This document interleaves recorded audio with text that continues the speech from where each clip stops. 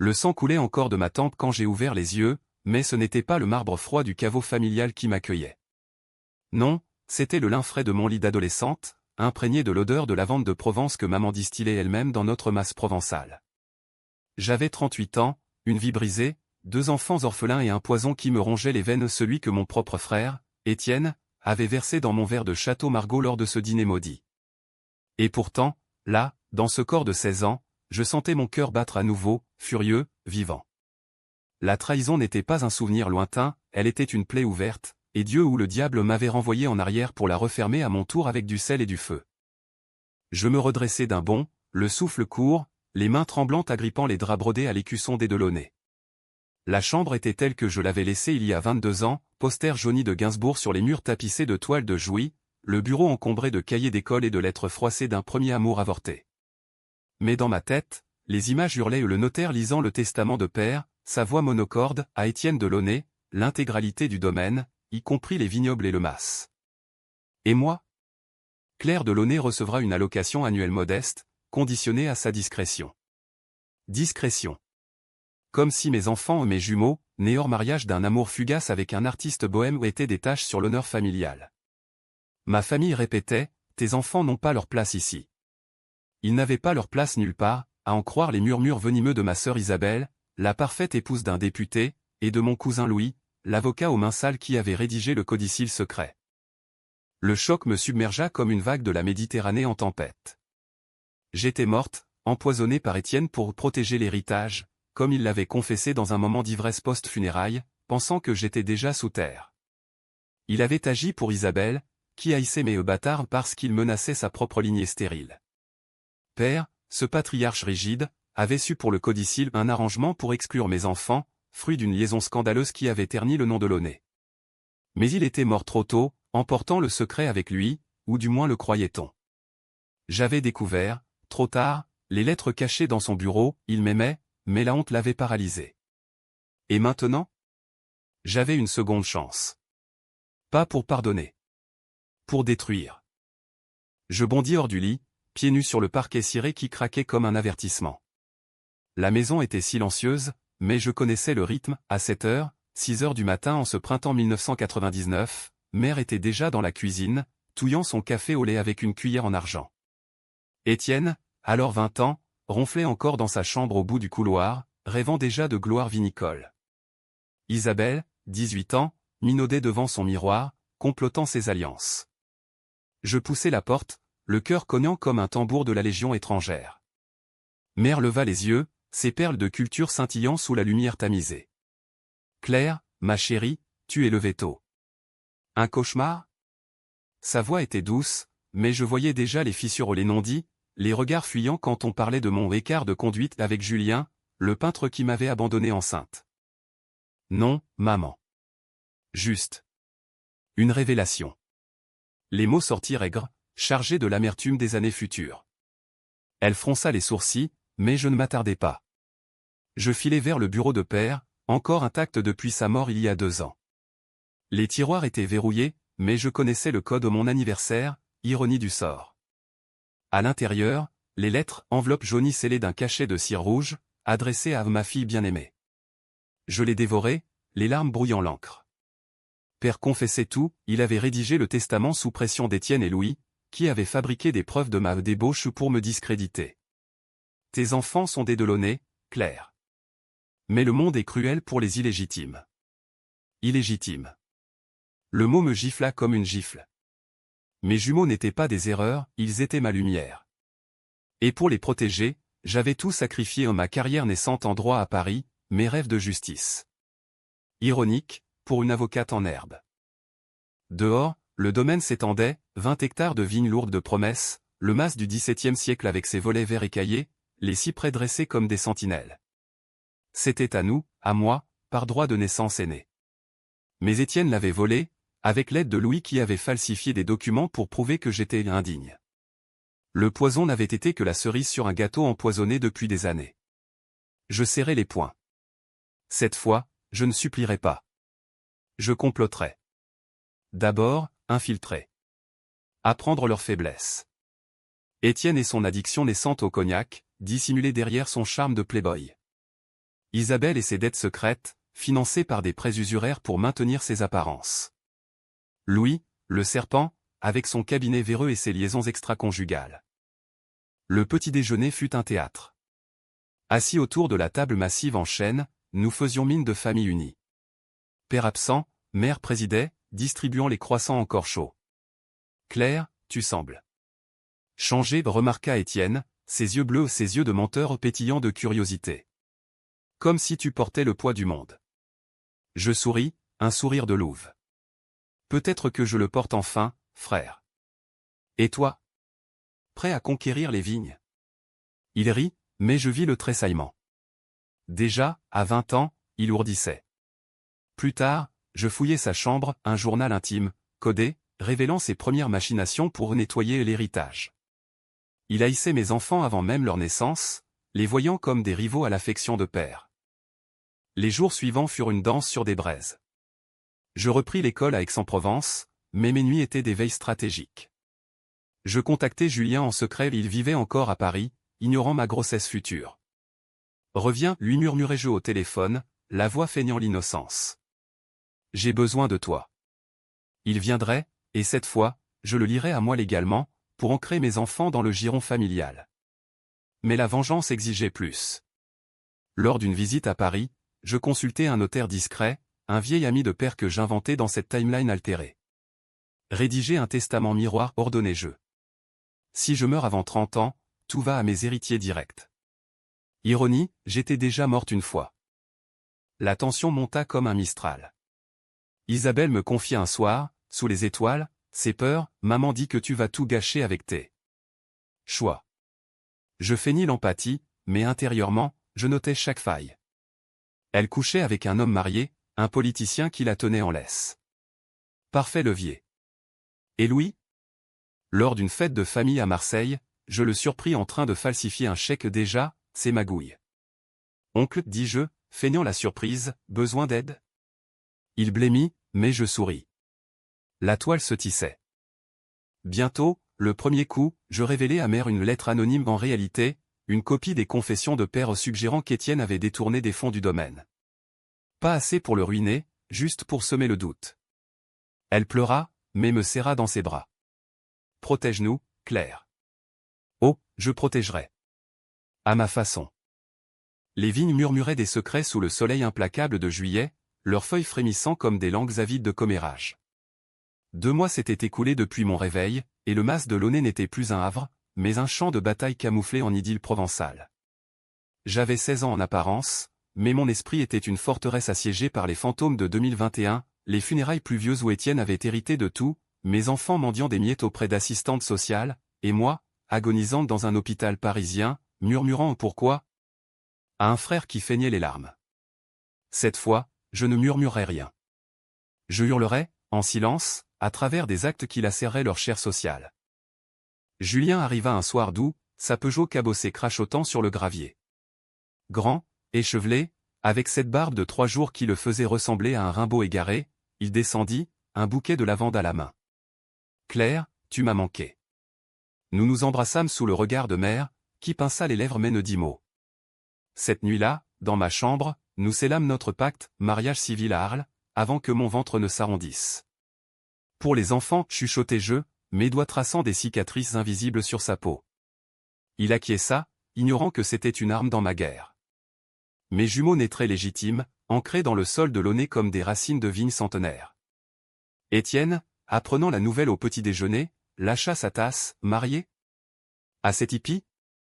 Tu vas ruiner le nom. Sa fureur était un baume sur mes plaies.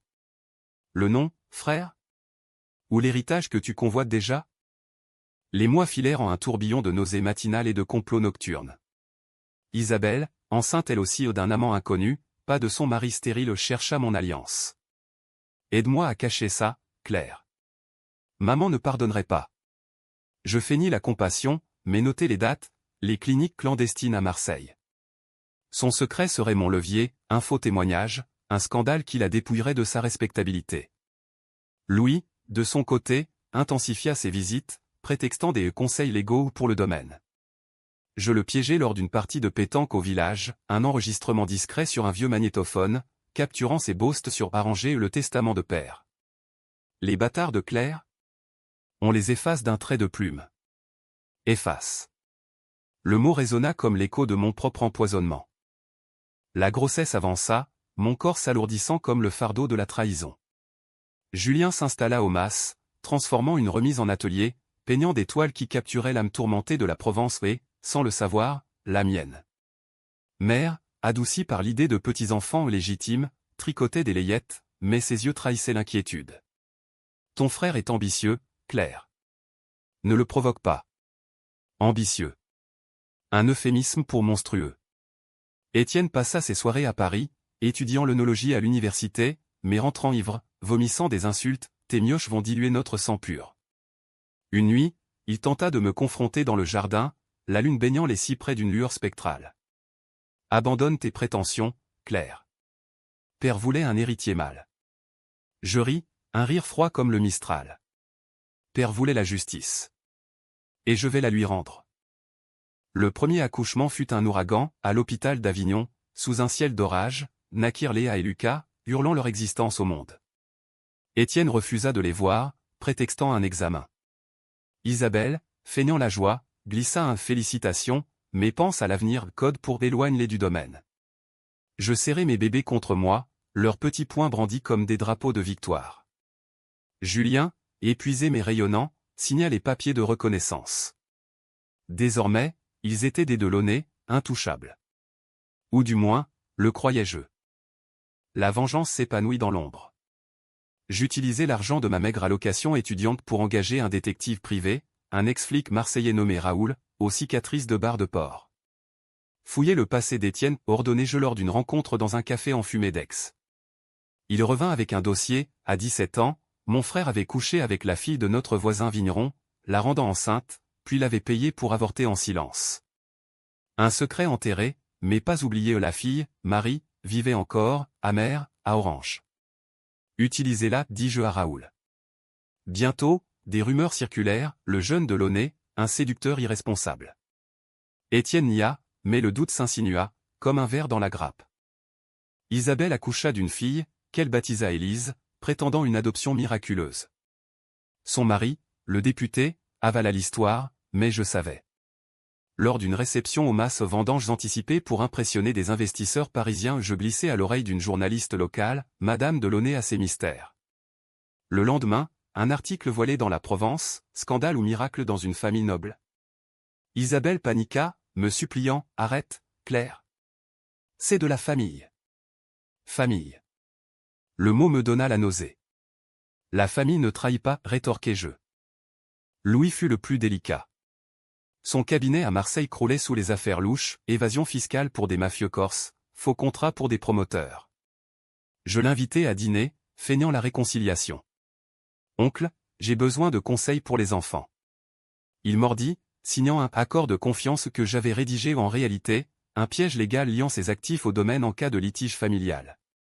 Quand il partit, je souris, une bombe à retardement. L'hiver 2000 arriva, neige rare poudrant les vignes nues. Mes enfants rampaient sur les tapis persans, riant aux éclats, tandis que je complotais dans la bibliothèque. Père avait laissé un coffre-fort, codé à son anniversaire. Dedans, des actions dans une cave coopérative, évaluées à des millions. Étienne les avait vendues dans ma vie précédente, me spoliant. Cette fois, je les transférais subtilement à un trust pour Léa et Lucas. Le notaire, complice, haussa un sourcil, c'est risqué, mademoiselle. Risqué ? La mort l'était plus. La tension culmina lors des fêtes, un Noël forcé, guirlandes clignotant sur les portraits ancestraux. Étienne, saoul, accusa, tu manigances quelque chose, Claire. Je le sens. Je levai mon verre de vin sans poison, cette fois. Bois, frère. À la famille. Ses yeux s'assombrirent. Il ignorait que Raoul avait des photos, lui, avec une prostituée mineure lors d'un voyage à Cannes. Le chantage était prêt. Le printemps 2001 fleurit en traîtrise, les bourgeons des vignes gonflées de sève empoisonnées par des années de rancœur familiale. Mes enfants, maintenant 1 an, trottinaient dans les allées du mas, leur rire perçant les silences tendus comme des flèches. Léa, avec ses boucles sombres comme les miennes, et Lucas, aux yeux verts de Julien, incarnait tout ce que ma famille haïssait, la vitalité brute, l'imprévu, le sang mêlé qui défiait leur purisme aristocratique. J'avais 20 ans maintenant, un corps marqué par la maternité mais un esprit affûté comme une lame de guillotine. Paris m'appelait et j'y étudiais le droit à la Sorbonne, voyageant en train bondé, laissant Julien veiller sur les petits. Mais chaque week-end ramené au mas était une incursion dans l'antre du loup. Étienne avait changé, ses 23 ans le rendaient plus audacieux, plus cruel. Il gérait les vignes sous l'œil approbateur de mère, innovant avec des cépages hybrides qui promettaient des millésimes d'exception. Le futur de Launay, clamait-il lors de dîners d'affaires, toisant mes absences étudiantes.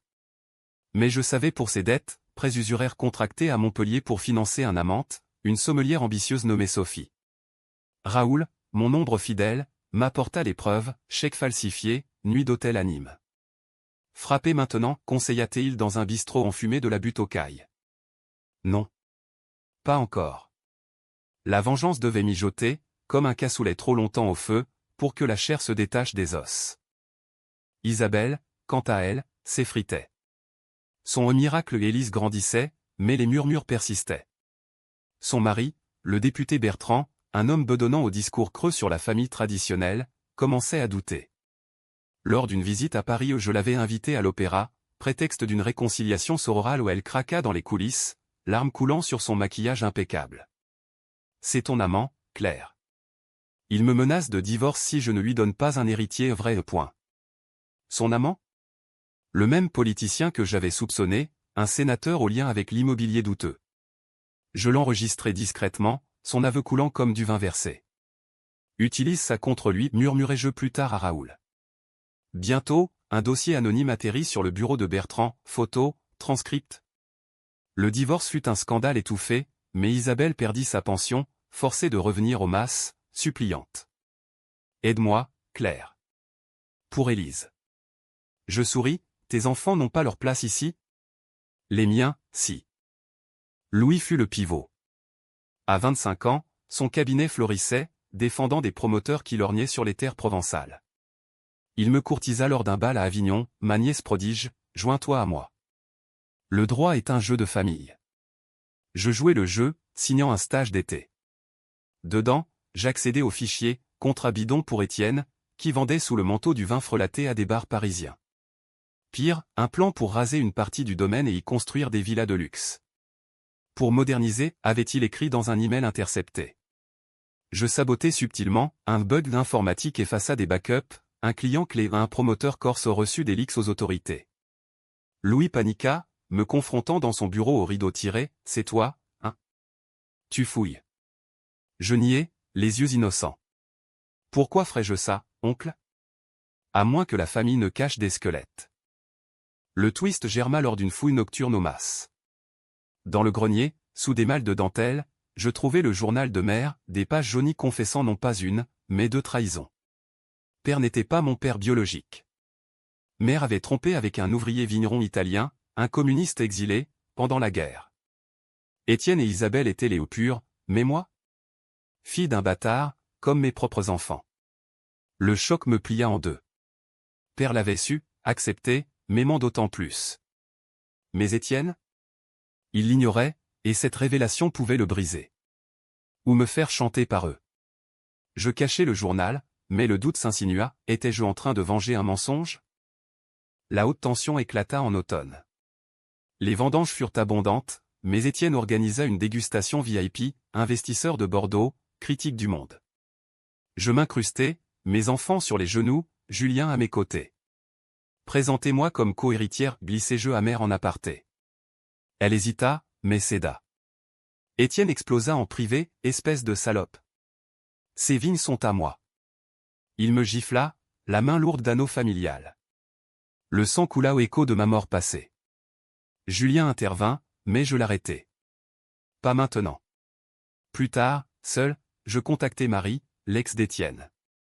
Parle, lui dis-je au téléphone, voix mielleuse. Pour l'argent, et pour la justice. Son témoignage fuit à la presse, le fils de Launay m'a abandonné enceinte. Le scandale frappa comme la foudre, action en justice, boycott. Étienne s'effondra, buvant pour oublier, sa Sophie le quittant pour un rival.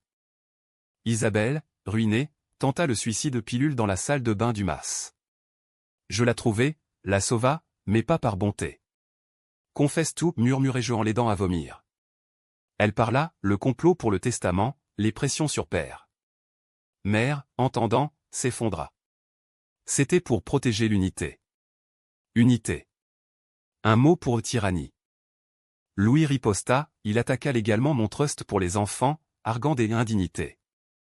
Au tribunal d'Aix, je plaidai moi-même, citant les lois napoléoniennes sur l'héritage égalitaire. La famille n'est pas un club privé, déclamai-je, voix tremblante de rage contenue. Le juge, un vieux loup, trancha en ma faveur au twist, il connaissait le secret de Louis, grâce à Raoul. Des faits, mon oncle offrit une trêve, partageons. Je refusai. Trop tard. L'hiver approcha, neige précoce ensevelissant les vignes. Mes enfants marchaient, appelant tante Isa à Isabelle, qui les évitait. Étienne, brisé, confessa à demi, je t'envie, Claire. Tes enfants. Ils ont une force que je n'ai pas. Pitié? Non. Le poison bouillonnait. L'année 2002 fut celle des ouragans intérieurs, où les vents de la trahison déracinèrent les illusions du mas de Launay. 21 ans, avocate fraîchement diplômée de la Sorbonne, je rentrais au domaine non comme fille prodigue, mais comme conquérante voilée. Mes enfants, 2 ans, couraient dans les vignes taillées, leurs cris mêlés au chant des cigales, tandis que Julien exposait ses toiles à la galerie Macte de Saint-Paul-de-Vence, gagnant enfin la reconnaissance que j'avais prédite. Mais sous la surface idyllique, la guerre couvait, Étienne, ruiné par le scandale, vendait des parcelles aux enchères pour payer ses dettes, Isabelle, divorcée et déshonorée, squattait une aile du mas, soignant Élise dans un silence accusateur, Louis, sous enquête judiciaire pour fraude, évitait mes appels. Mère, spectre amaigri, errait comme un fantôme de Versailles en déliquescence, murmurant des prières à Sainte Rita, patronne des causes impossibles. Le journal de mère pesait sur ma conscience comme un phylactère empoisonné. Étais-je vraiment une Delaunay? Fille d'un Italien prolétaire, sans mêler dans une lignée de hobereaux?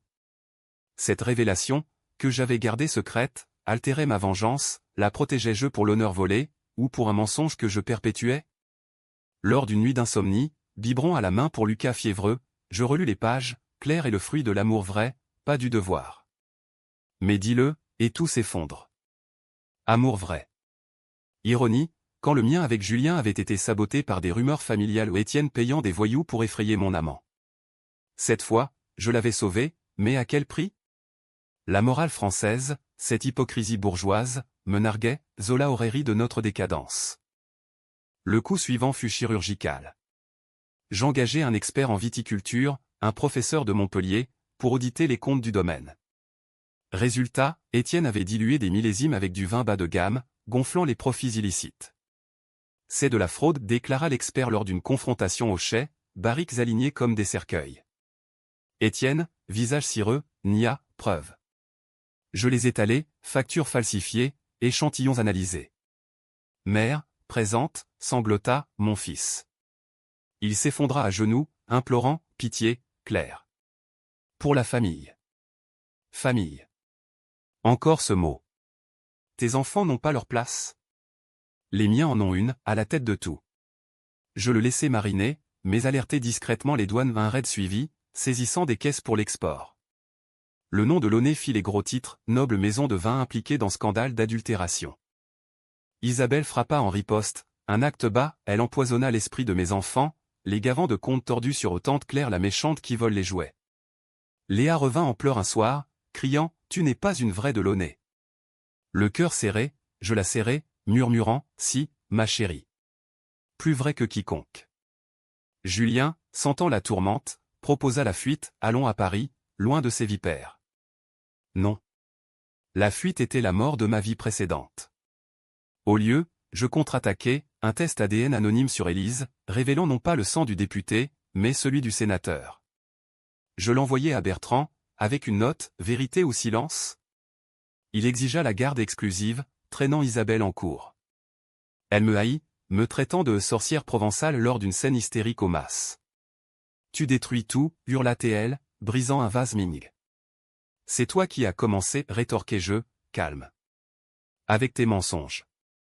Louis, acculé, tenta le chantage, il avait déterré le journal de mère, photocopié, menaçant de le diffuser.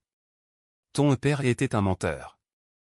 Imagine le scandale, la grande Claire, bâtarde double. Nous nous rencontrâmes dans un monastère en ruine près d'Orange, vent hurlant comme les damnés. Pourquoi, demandai-je, feignant la vulnérabilité. Il ricana, pour l'héritage. Toujours. Je sortis l'enregistrement de ses aveux sur le testament et un autre, sa propre illégitimité, fils d'une liaison de grand-père avec la gouvernante. Twist dans le twist, nos sangs étaient aussi souillés. Partageons le secret, proposai-je. Il accepta, mais je l'enregistrai à nouveau. Raoul s'occupa du reste, l'X au barreau de Marseille. Son cabinet ferma, licence suspendue. Traîtresse, crachata-t-il au téléphone. Non, justicière. Le climax familial survint lors des vendanges 2002, une moisson sanglante sous un ciel d'apocalypse. Tempête de grêle ravagea les grappes, mais Étienne, désespéré, força la cueillette. Je dirigeais les vendangeurs, mes enfants casqués trottinant derrière, symbole de renaissance. Mère, alité, appela une réunion, assez de haine. Le domaine pour tous. Étienne explosa, elle nous vole. Elle et ses bâtards. Il avoua alors, dans un délire alcoolisé, c'est moi qui ai empoisonné le café de père, pour accélérer le testament. Le silence tomba comme une faux. Mère hurla, Isabelle vomit, Louis pâlit. Moi? Je souris. Je sais, depuis le début. Car dans ma mort passée, j'avais vu la vérité, non pas poison pour moi seul, mais pour père, ralenti par la maladie. Étienne l'avait achevé, pensant m'épargner au nom, pour tout prendre. La police vint à l'aube, alertée anonymement. Étienne arrêté pour meurtre, hurlant mon nom comme une malédiction. Isabelle s'enfuit avec Élise, direction un couvent en Lozère. Louis se suicida d'une balle dans son bureau, laissant un mot, la famille nous a tués. Mère, brisée, me légua le mas par un codicille hâtif, à Claire et ses enfants. Pardonne. Mais le pardon? Un luxe pour les faibles. L'hiver 2003 enveloppa le mas d'un manteau de givre, cristallisant les ruines de l'Empire de Launay en une cathédrale de regrets. 22 ans, veuve de Fay le Julien, terrifiée par les ombres familiales, avait fui à Montmartre avec une muse plus jeune, emportant mes illusions d'amour stable. Mais mes enfants, 3 ans, étaient mon bastion, Léa dessinant des vignes infinies, Lucas escaladant les cyprès comme un petit conquérant. Étienne croupissait à la prison de Tarascon, en attente de procès pour parricide de ses aveux, arraché dans la fièvre de la grêle, avait scellé son sort. Isabelle, recluse dans son couvent, avait abandonné Élise à ma garde, un bébé aux yeux hantés par des secrets trop lourds. Louis gisait au Père-Lachaise, sa tombe anonyme un pied donné à l'aristocratie. Mère? Morte d'un cœur brisé en janvier, son dernier souffle un murmure, l'espace. Pour toi, Claire. Le domaine était mien, légalement, tribunal d'Aix avait validé le codicille, déclarant les actions d'Étienne nulles pour fraude. Les vignes, ravagées, renaissaient sous mes ordres. J'avais embauché des experts italiens, écho-ironiques à mon vrai père, pour hybrider des cépages résistants. Un vin de résurrection, plaisantais-je avec Raoul, devenu intendant fidèle, lors de nos verres au comptoir du village. Mais la victoire était aigre, nuantée par les fantômes, où je revivais ma mort, le poison brûlant mes veines, les visages de ma famille tordus en masque de triomphe. Trincine n'effaçait pas les cicatrices, il les affinait en armes. Le procès d'Étienne fut un cirque médiatique, digne d'un Balzac revisité par les tabloïds. Paris Match titra « La malédiction des vignes de Provence, fratricide chez les nobles ». Je témoignai, voix d'acier forgée au feu de la trahison, mon frère n'a pas tué que père. Il a assassiné l'âme de Launay. Les jurés, provinciaux endurcis, le condamnèrent à 20 ans pas la perpétuité, car des preuves manquaient pour mon empoisonnement passé, que j'attribuais à un suicide raté. Twist final, dans sa cellule, il m'écrivit, tu étais au courant pour ton sang. Pourquoi venger un fantôme? Je brûlai la lettre. Mon sang? Il coulait pur, trempé dans la Provence, pas dans des parchemins jaunis. Isabelle émergea du néant un printemps pluvieux, Élise à la main, suppliante, laisse-moi revenir. Pour elle. Ses yeux, jadis froids, étaient des puits de désespoir. Le couvent l'avait brisé, révélant une femme non pas monstrueuse, mais victime d'une éducation qui étouffait les femmes comme des grappes trop serrées. Geste controversé, je l'accueillis, mais sous condition. Travaille les vignes. Gagne ta place. Elle obéit, main calleuse taillant les sarments, murmurant des excuses à mes enfants. Léa, intuitive, lui offrit un dessin, une famille unie sous un soleil rouge. Était-ce du pardon? Non. De la stratégie, Élise grandirait comme cousine, apprenant la vérité un jour, pour que le cycle ne se répète pas. La controverse culmina lors du lancement de mon premier millésime, Renaissance de Launay, un rouge corsé, étiqueté avec une gravure de cyprès tordu par le Mistral. À la dégustation au mas invité trié, critique, non politicien véreux, un journaliste de Libération me coinça, Madame de Launay, votre revanche familiale frise le lynchage. Êtes-vous justicière ou justicière? Je levai mon verre, yeux dans les siens, en France, la justice est une vendetta polie. J'ai choisi la politesse. Rire forcé, mais le buzz suivi, podcast sur France Inter disséquèrent la femme qui a pulvérisé un empire fraternel. Cause célèbre, féministes me portèrent au nu pour défier le patriarcat viticole, conservateurs me vilipendèrent comme destructrice d'harmonie familiale. Gagnant-gagnant, les bouteilles se vendirent comme des hosties à Pâques. Le twist ultime vint d'une lettre posthume de père, découverte dans le coffre. Claire, si tu lis ceci, c'est que le pire est arrivé. Sache que ton vrai père, Gino Rossi, repose à Gênes. Va le voir. Et souviens-toi, l'héritage n'est pas la terre, mais le courage. J'y allai, Élise et mes enfants à bord d'une Fiat louée, traversant les Alpes en un pèlerinage cathartique. Sa tombe, modeste, face à la mer ligurienne, murmura des vérités. Gino avait aimé mère, fui la guerre, mais jamais abandonné. Tu es italienne et française, Claire. Hybride, invincible. Retour au mas, je plantai un olivier italien au cœur des vignes, symbole de greffe, de sang mêlé victorieux. L'espace reconquis n'était pas un trophée, mais une cicatrice guérie à vif. Mes enfants grandiraient libres, apprenant que la famille se forge dans le feu, pas dans le sang. Étienne, vieilli en cellule, m'écrivit une dernière fois, pardonne-moi. Je répondis, tes enfants n'ont pas leur place. J'ai fait de la place pour les miens. Et pour les fantômes. KT Tugbi KCH Choka PHNB, Koucho NGI SNG So une Provence renaissante, où le vin coule rouge de vengeance et de vie.